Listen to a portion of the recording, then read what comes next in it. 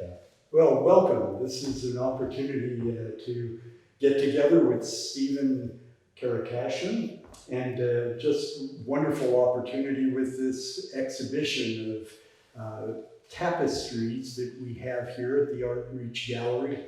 And so welcome. Thank Stephen. you. It's a real pleasure to be here. It's Yeah. a real pleasure to have this show. For us as well.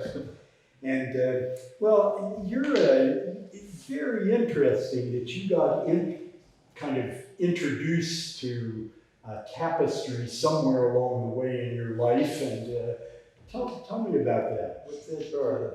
Well, I have a history where sometimes the most important decisions that I make just drop on me out of nowhere. So this is a little bit like that. But I was living in New York. I lived in New York for a really long time. This is New York City.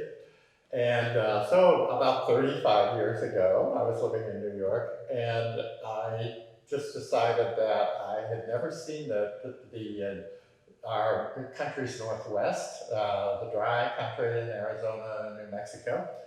And so I decided I was going to take a summer vacation there. And I went to visit the Navajo reservation. Oh. And while I was in, there are many stores that have all these beautiful handcrafted things that the Navajos do.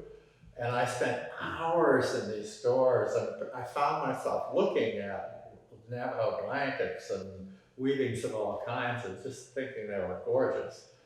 And when I came back to New York after that, I thought, I want to learn how to do that.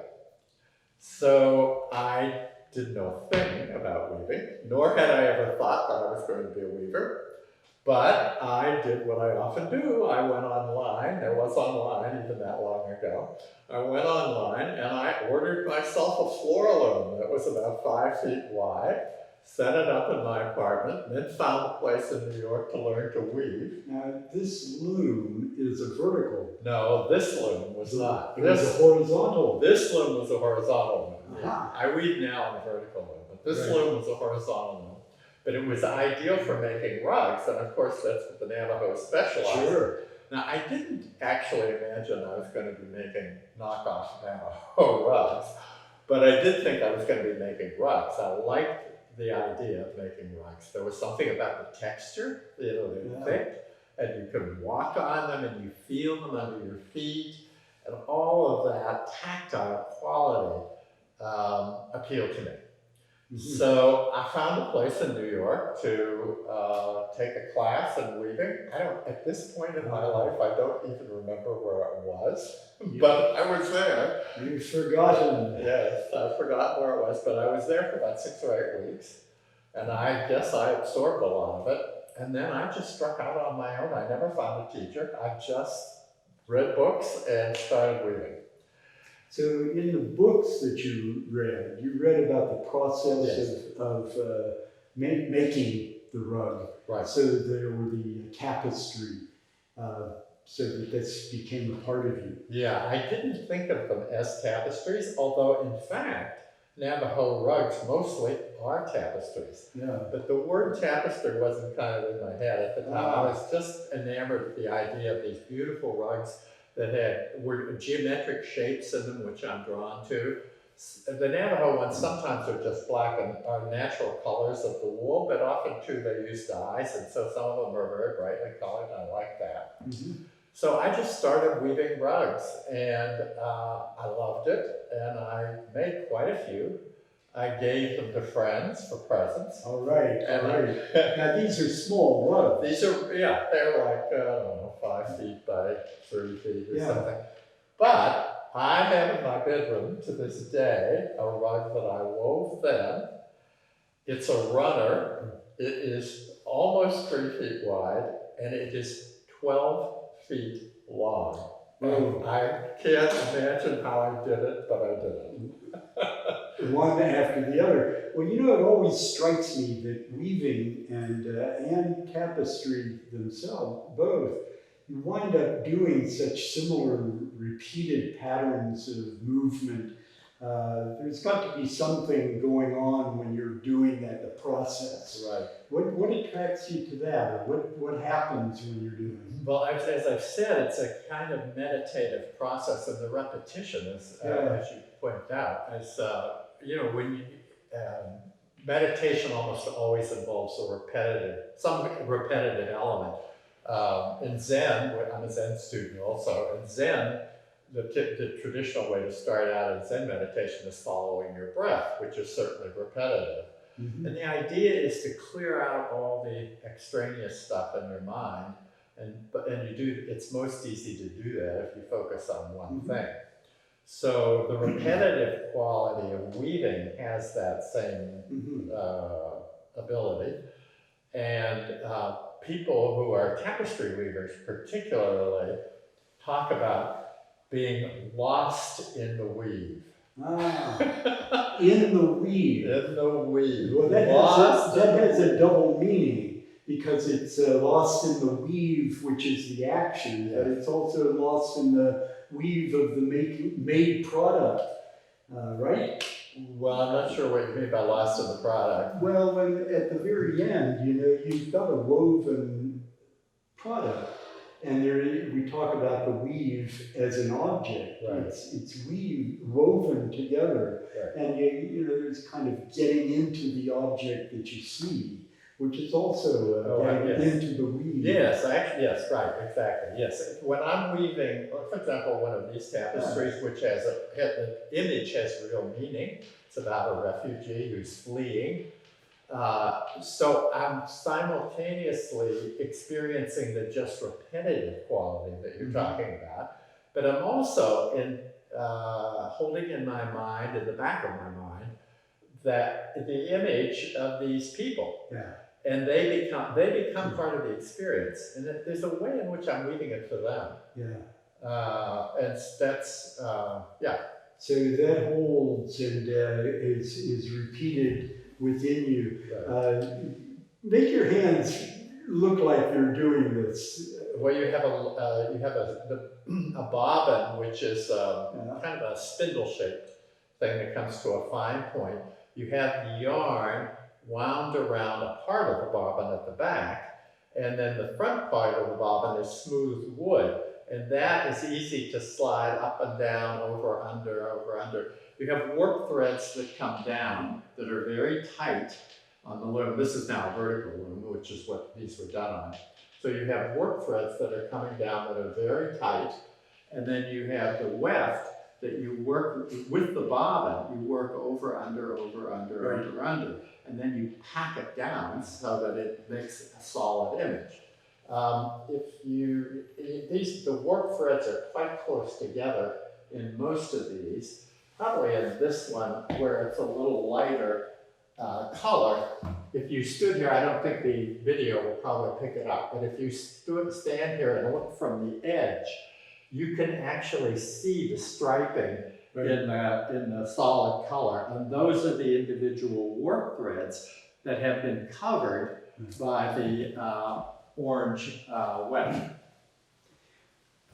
Well, what strikes me as you describe that, you push this down once, but my realization is actually that's the repeated element. There is a pushing down, mm-hmm. there is a pulling through, and so this repeated pattern is really very complex too. It's very relaxing. Although you get into some, it's not all relaxing, because when you get into an area like these little figures here, those are not easy to just read. Be particular. Yeah. And if you're not careful, you do the tapestry equivalent of painting yourself into a corner. And when that happens, you may have to take out an hour's worth of weave to correct your mistake. My sense that in order for you to get to this point from where you were when you first saw those Navajo rugs, there's been a big process, and it has to be that you've also connected with other weavings and tapestries that have very much influenced you in some respect. Well, what have you looked at in terms of masterwork or fine labor that's been done? Less than you might imagine, but first of all, Navajo rugs themselves, although at the time I didn't think of it much this way, but they are in fact almost all of them tapestries. Mm-hmm. Now they're thick Right. tapestries made for walking on, so that's part of the reason we don't so much we think of tapestries as the Right. things you hang on the wall. But the actual weaving process is tapestry, is like a tapestry. So, and I was very much influenced by that. Right. But then when I came to Portland, so I worked for quite a while in New York, and then life descended on me in other ways, and I didn't have time to weave, and I eventually sold my loom and stopped weaving altogether. So there was a hiatus of about 25 years, so when I didn't weave at all. And during which, the last part of that time, I came back to Portland. I lived here in the 60s, but I came back in the beginning of the 2000s. Oh, good. Yes. Both my children were born here in the 60s. Yeah. So when I came back, I was busy still with other things. And then at a certain point, I decided I wanted to go back to weaving. And I found a weaving studio here in Portland called Ruthie's Weaving Studio. Now, they don't specialize particularly in tapestries, but they do weave a lot of rugs. And I wove some pretty snazzy rugs there, which I was quite happy about, and got back into feeling like a weaver again. And was that working with somebody to kind of encourage you? There's a whole, yes, but actually everybody there is really very skilled weaver. So the person weaving next to you was probably a perfectly good teacher. So, yeah, we all kind of help each other. It's that kind of place. Oh, yeah. It's a collective. It's like a collective. Yeah. Yeah. But then when I finally decided that I wanted to really weave tapestries, and that came about because I had this image that was on my mother's coat, and it's that tapestry over there, which I think that would show in the video. But my mother had a silk coat with an image of a frieze from an Egyptian tombs painted on a piece of silk around the bottom of the coat. And the coat was so beautiful that I gave it, and the museum was happy to take it. It's in the Museum of International Folk Art in Santa Fe, New Mexico. And I had that on my wall, not the whole coat, but I'd taken off the strip. And I thought to myself, I'm going to miss this. Yeah. So I decided, well, the solution to that, make a duplicate, is to make a duplicate, and I made the duplicate as a tapestry, which was the first tapestry I wove, which was harder than the devil to do because it's very intricate. So then I had to find a tapestry teacher. So I Googled tapestry, Portland, Oregon. There you go. And I came upon the name of Pam Patry, who lives a 15-minute drive from my house. Oh, wonderful. And has produced tapestries, commissions all over the country, and quite a few here in Portland and through the Pacific Northwest. She has a magnificent tapestry down at the at Mount Angel Abbey in Willamette Valley. Yeah, it's a tapestry of Jacob's ladder where he's lying asleep on the ground and the angels are coming down from heaven. And it sounds like a song we ought to be singing. We are climbing Jacob's ladder. There we go. That's right. Exactly. Anyway, it's a very large tapestry. I don't remember the exact dimensions, but it's at least 6 feet wide by 8 or 10 Is it in your worship area? Or? It was in the cloistered area where only the monks saw it for years, but they have recently brought it out into the public space. So now it's so large, they had to find a place to hang it that was high enough. And it's hanging in a stairwell now, which is a well-used stairwell, so a lot of people see it. It's beautiful. So you worked with her as a kind of mentor, and she gave you some suggestions along the way. Yeah, she whipped me into shape. Yeah, there you go. After that 25 years of fooling around and neglecting your craft. Exactly. She Yeah. whipped me into shape. I owe everything I know about tapestry to her. Yeah. And I was a good student, she'd say, I think. And, Yeah. But so then I did do this Egyptian frieze. Yeah. And it came out really well. It took me a year and a half to do. Uh-huh. And then I decided I was going to start making images of my cousins, inspired by my cousins' paintings. So this series you call Landscape of the Mind, and I find that topic, that kind of idea, really to be very interesting. But you did these based on something that you've seen as a painting by your cousin? Yes. And Yes. My cousin, she's my first cousin. Her mother and my father were twins, and they are Armenians, and they were living in Palestine. They were living in Turkey at the time of the Turkish genocide. And they were child survivors of the genocide.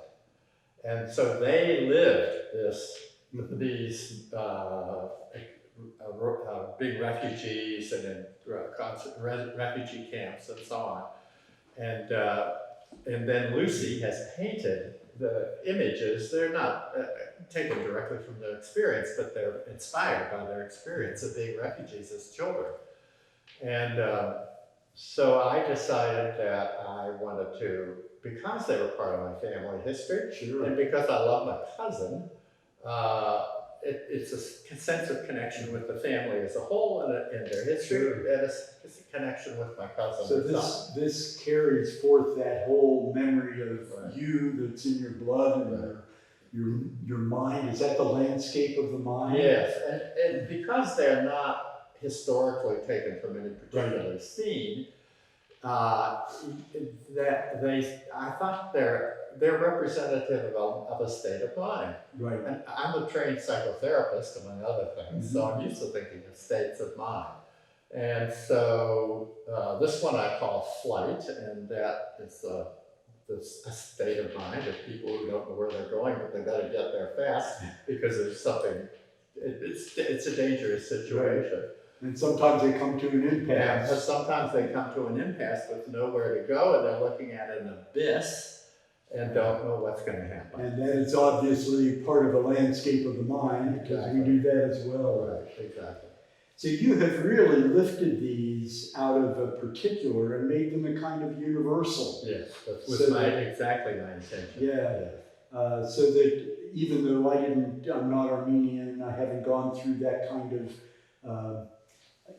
struggle and effort, nevertheless I might see something of an impasse that I experienced. Of course, yes. Because I was brought up in the United States, I came here when I was a year old.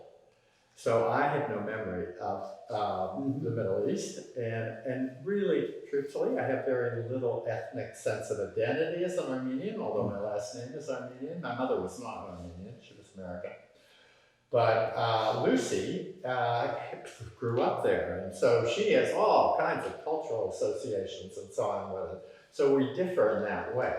And it's understandable that when I painted these images, I didn't think of them as reminding me of any particular place. I thought it was easy for me to experience them as landscapes of the mind. Yeah. Nobody's mind in particular, in a particular place, but people who are fleeing, people who This is terrific, and I find in being able to repeatedly return to this space we're in the gallery, that it reminds me, and I start my own projections of the impasses that I've experienced, and probably will in the future as well. Sure. Hey, thank you very much for sharing this and sharing something of this journey for you in learning, discovering, and creating such wonderful images for us to share at the gallery today. And really through the month into the end of October. We're already there.